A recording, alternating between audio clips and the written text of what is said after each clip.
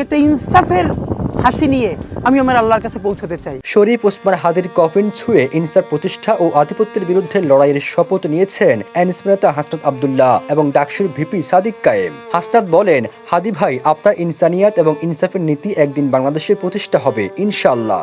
আর সাদিক কায়েম বলেছেন, শহীদের কফিন ছুঁয়ে আমাদের শপথ, আগ্রাসন ও আধিপত্যের বিরুদ্ধে আজীবন লড়ে যাব।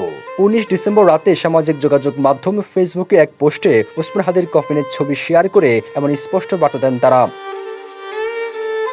ওই পোস্টে ডাকসুর ভিপি সাদিক কায়েম কফিনের ছবি শেয়ার করে বলেন, শহীদের কফিন ছুঁয়ে আমাদের শপথ, আগ্রাসন ও আধিপত্যের বিরুদ্ধে আজীবন লড়ে যাব। তিনি দোয়া করে বলেন, হে আমাদের মালিক, আমাদেরকে শহীদ হাদির মতো কবুল করুন। বিপ্লবের পথে, শাহাদাতের পথে। তার এমন পোস্ট মুহূর্তের মধ্যে ছড়িয়ে পড়ে সামাজিক যোগাযোগ মাধ্যমে।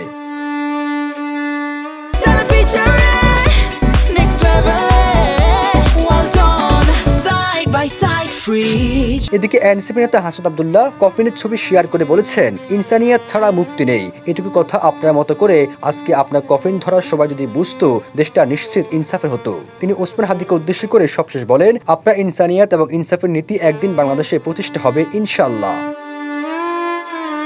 এর আগে 19 ডিসেম্বর সন্ধ্যায় ওসমান হাদির লাশ বহন করে বিমান সিঙ্গাপুর থেকে ঢাকা এয়ারপোর্টে অবতরণ করে। সেখানে হাদির লাশ গ্রহণের সময় অন্তর্বর্তী সরকারের উপদেষ্টা আদিলুর রহমান খান, বিএনপি স্থায়ী কমিটির সদস্য সালাউদ্দিন আহমেদ, জামাত ইসলামী সেক্রেটারি জেনারেল মিয়া গোলাম পরোয়ার, এনসিপি নেতা হাসনাত এবং ডাকসুর ভিপি সাদিক কায়েম ছিলেন।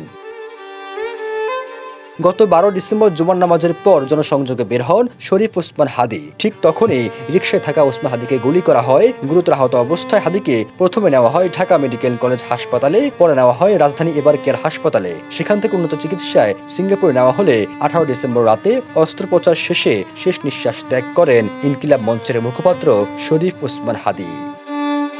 সবুজ আলম, নিউজ ডেস্ক, ইত্তেফাক।